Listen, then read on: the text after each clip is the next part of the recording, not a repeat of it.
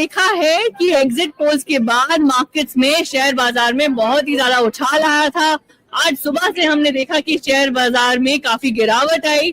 तो ये 2 दिनों में मार्केट में जो हमने ये मोमेंटम देखा है, इसको डिकोड करने के लिए हमारे साथ हैं अमरीश बालेगा, हमारे साथ है सिद्धार्थ भामरे, दोनों ही मार्केट एक्सपर्ट्स हैं। जी बिल्कुल, सिद्धार्थ भामरे, क्या आप भी सहमत है कि आज जो हमने देखा ड्रामेटिक टर्न जो हमने देखा वो एग्जिट पोल्स का जो यूफोरिया था ये कहीं ना कहीं उसकी वजह से भी था, और हमने देखा कि जो रियलिटी चेक है वो शायद काफी अलग है जो इमर्ज हो रहा है अभी तक। आपका क्या ख्याल है? एक छोटा सा एग्जांपल लेना चाहूंगा। अगर रिजल्ट के एक दिन पहले अगर कोई आपको कहे कि आप डिस्टिंक्शन के साथ पास हो रहे हो तो आपकी खुशी एक रहेगी, लेकिन नेक्स्ट डे जब आपका रिजल्ट आता है आप सिर्फ फर्स्ट क्लास से पास हो रहे हो या पास क्लास से पास हो रहे हो, लेकिन फिर भी पास हो रहे हो तो एक थोड़ा दुख होता है डिस्पाइट पास होने के बावजूद।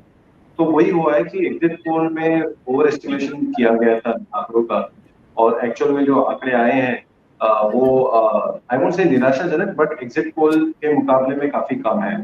और बात सिर्फ एग्जिट पोल की नहीं है, ये मार्केट में हमने देखा है कि काफी ऊपर के स्तर पे ये बाजार चल रहा था और थोड़ी करेक्शन की आवश्यकता थी।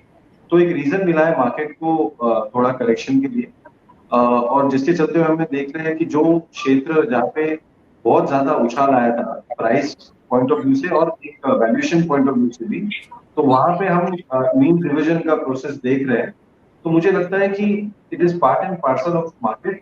निवेशकों को इससे ज्यादा चिंता नहीं लेना चाहिए, because from long term perspective से अभी भी हमारे देश की जो आर्थिक व्यवस्था है वो एक अच्छे मोमेंटम में है। जी सिद्धार्थ जी, क्या आप अगले कुछ हफ्तों के लिए क्या एडवाइस देंगे, क्या मैसेज देंगे सबको जो मार्केट्स को ट्रैक कर रहे हैं, शेयर बाजार को ट्रैक कर रहे हैं? काफी लोगों को याद रखिए इन कुछ दिनों में ही उनकी उम्मीदें जो है एकदम एक्सट्रीम्स में जा सकती है, तो आप उनको क्या मैसेज देना चाहते हैं?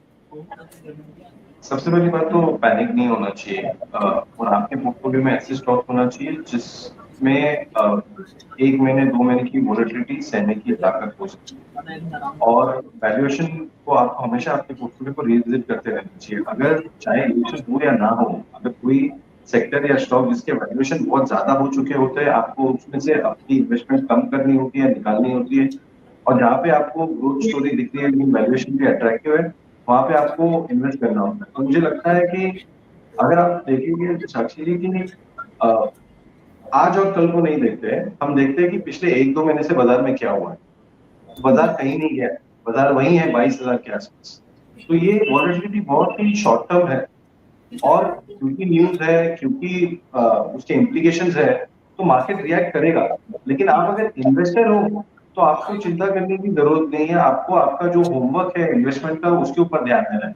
हाँ, अगर आप ट्रेडर हो तो मेरी ये सलाह होगी आप ऐसे बाजार में ट्रेड ना करें, बिकॉज आपके पास तो 200-250 दिन है ट्रेडिंग करने के लिए, तो ऐसी वॉलेटिलिटी में आपको अपने हाथ नहीं चलाने चाहिए। तो इन्वेस्टर ना डरे और ट्रेडर ट्रेड ना करे, ये मेरी सलाह होगी।